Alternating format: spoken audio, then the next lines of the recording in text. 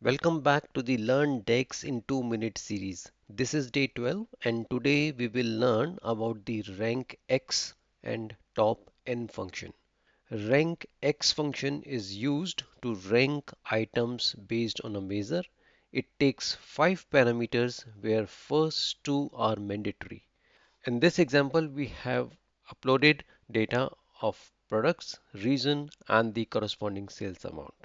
Now in the data set, to rank the product based on sales amount, create a new measure and type product rank equals to rank x, type all, opening parenthesis, select product column, closing parenthesis, comma, type calculate sum of sales amount and press enter.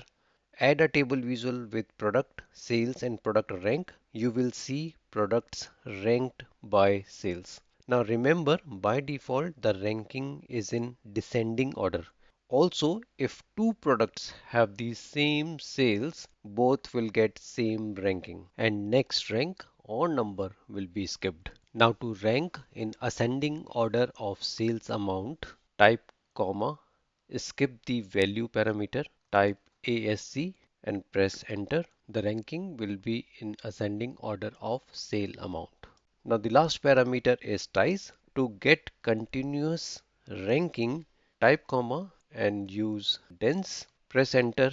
So none of the ranking is skipped. Next function is top n, which returns a table. Now to find the top two products by sales, create a new table and type top two products equals to top n, opening parenthesis, type 2 comma, in the second parameter type the table name, sales table, comma, select the expression, so which would be sales amount, comma, the order would be descending and press enter.